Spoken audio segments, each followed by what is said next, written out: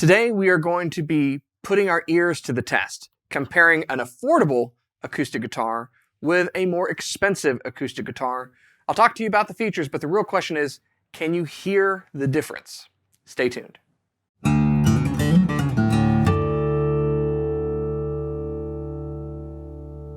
Hey, you're watching Alamo Music TV. My name is Chris McKee with Alamo Music Center in San Antonio, Texas. You can find us online at alamomusic.com. If you're new to the channel, make sure to subscribe, turn on notifications, and like our videos.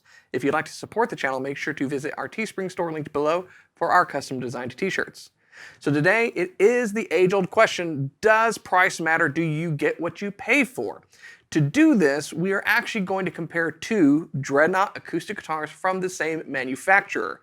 Now, this might be a little bit different than a lot of other videos that you've seen out there because we are going to be comparing two Yamaha, that's right, you heard me, two Yamaha acoustic guitars. One that is more affordable, you could say cheaper, I'd like to say affordable, with a more expensive, and yes, there is a more expensive Yamaha acoustic guitar. Today we're going to be comparing the Yamaha FG800, which is one of the best-selling acoustic guitars in the world, with the Yamaha FGX5 Red Label Dreadnought, which I have gone on record as saying is one of the best acoustic guitars out there in my opinion. And I think if it was made in the USA, it costs a lot more than it does. But what is the cost that we're talking about here? Well, the FG800 currently sells for $199.99. The FGX5 currently sells for $1,399.99. Now, the pricing between a $200 and $1,400 guitar is pretty substantial. And the question we're putting out is, does it really make that big of a difference? Is it worth it? Now, pricing is subject to change, so make sure you visit our website, alamomusic.com, to see the latest pricing on these guitars, as well as availability if you'd like to purchase one of them. So let's talk about the FG800 first. The FG800 has been a perennial favorite, extremely popular acoustic guitar. Prior to being the FG800, it was the FG700. But when they went to the 800, things kind of happened. They went through and they redesigned it, and it became a tremendous value. Now, the main points of that redesign on the solid spruce top was scalloped bracing.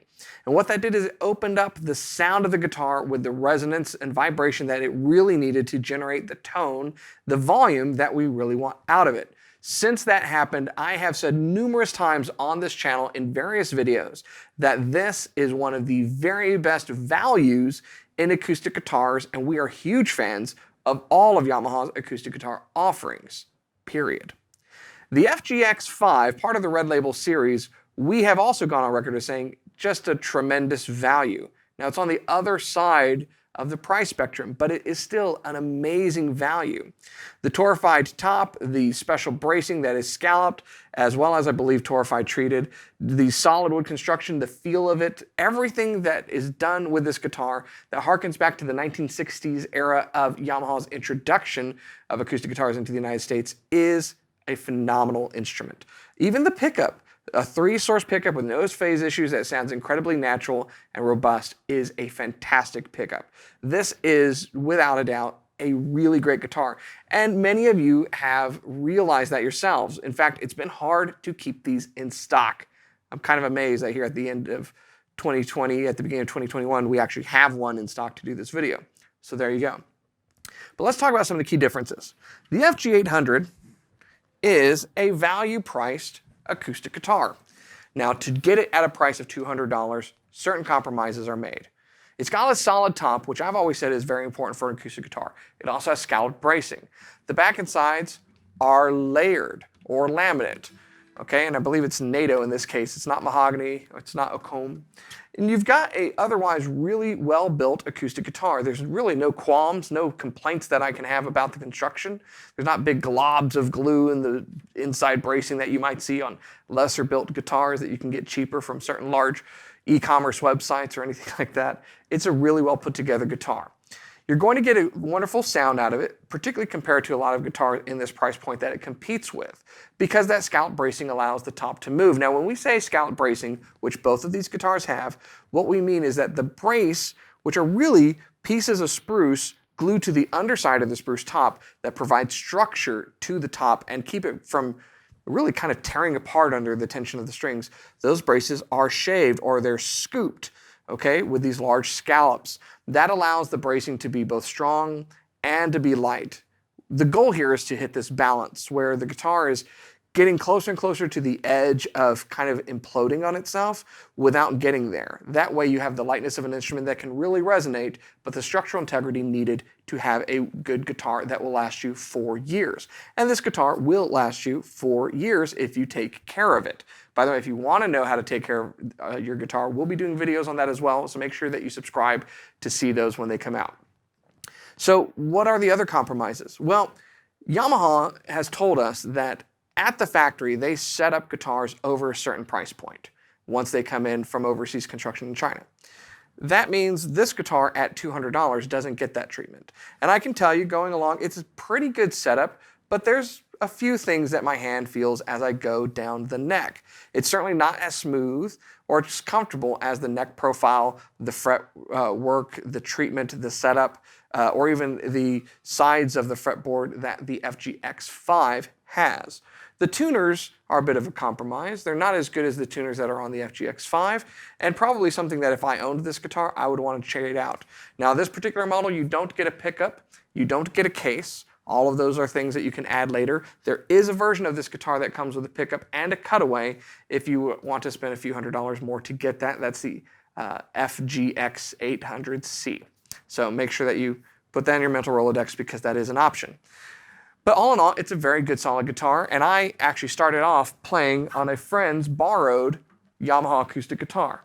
So I'll go on record, my sister-in-law has actually had quite a few. I think she still owns them. They're great guitars, they hold up well. This is in another category. Now for some of you out there, if you've looked at any other guitars that we've reviewed on this channel, you might think $1,400 is not an expensive guitar, but for others that's a very expensive guitar. And in this comparison, it is exponentially more expensive than the FG800. So what do you get for that? Well, first thing you get is you get all solid wood construction. Now, I've had people ask me, Chris, why do you have to go so expensive on a guitar before you really get all solid wood construction? And the answer is twofold. One, it depends upon the wood. More exotic woods just simply cost more because of the rarity. But more often on a very common wood like the mahogany on the back and sides of this, and we say more common, I don't know that mahogany at some point is actually going to get pretty exotic on its own, but that's a discussion for another video. Solid wood requires different treatment in the factory. When you're dealing with laminate construction like that FG800, it's 3 pieces of wood, usually the middle something like poplar or something like that. You've got 2 pieces glued to it that are thin veneers, and it's more stable. It's like plywood. A manufacturer can easily take care of that in the factory. They don't have as many concerns of it. They can press the back and the sides into shape very easily. It's easy to work with. Solid wood, you have to go through an entire process of drying out. You have to bend it without breaking it. You have to introduce a certain amount of moisture during the bending process, but it can't be too much because you just went through this whole process of drying it out. If you don't do that correctly, it's not very stable, it'll warp, it'll crack. All of these things, anytime you add solid wood to the equation, it becomes a more expensive process. And that's a big part of why a solid wood guitar costs more. Other treatments on this, like the pickup system, like the torrefied heat-treated top, what Yamaha calls their ARE treatment, or acoustic resonance. Those are additional processes too. And so basically anytime in manufacturing you're adding a process, whether it's drying out dry wood, dealing with bending exotic woods that might break, heat treating woods, putting in inlays where you're having to route out channels and inlay material into the guitar, all of those steps are adding to the eventual cost of that guitar. This guitar is actually more affordable because it's built overseas. I venture to say that if this guitar was made in the United States, it would probably cost at least $2,000 or maybe a few $100s more. That's my opinion on the matter.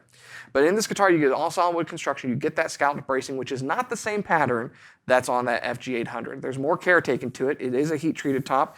You've got a wonderful profile to the neck and a lot of care in the setup and the fretwork that's done. These frets are not just simply placed in there, trimmed, and off they go. There has been attention to detail put into the setup of this guitar. You get a case with it. All in all, it's a fantastic instrument and a good value at its price. So all that being said, can you feel the difference here? You absolutely can feel the difference. Can you see the difference? It's more subtle, but if you know what to look for, yes, you can pick up either and you can see the difference between these two guitars. The real question is, can you hear the difference? And now through the magic of YouTube, we're going to find out. Check it out.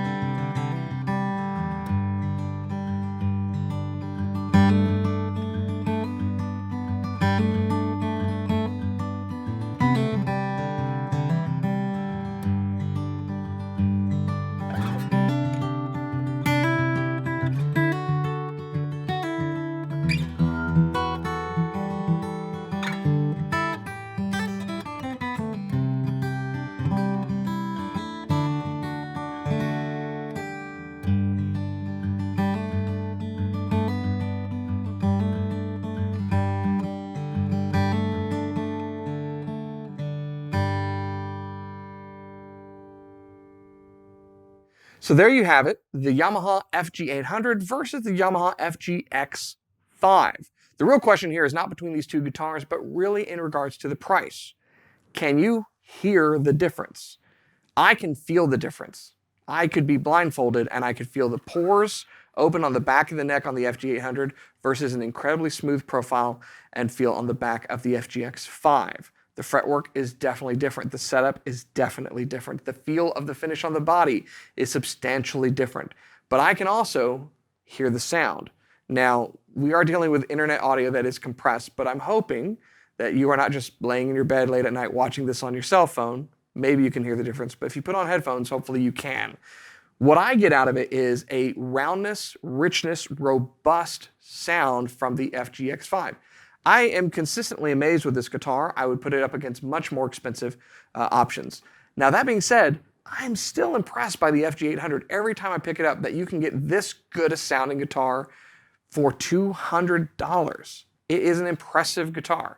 You could do things, in fact, in order to address some of the issues with the feel, the fretwork, things of that nature. But in my opinion, if you have the change, it's definitely worth it to get the more expensive model. This, even though it'll open up over time, will never feel as good and never sound as good as this FGX5 at least to my ear. But let me know what you think below. I mean, you could buy 10 of the FGX800s before you could actually buy one FGX5. So is it worth it? I think it is, and I can hear the difference. Tell me what you think in the comments below. If you're new to our channel, make sure to subscribe, turn on notifications, like our videos, help us to get to 100,000 subscribers. We're well on our way. We have you, our community, to thank for it.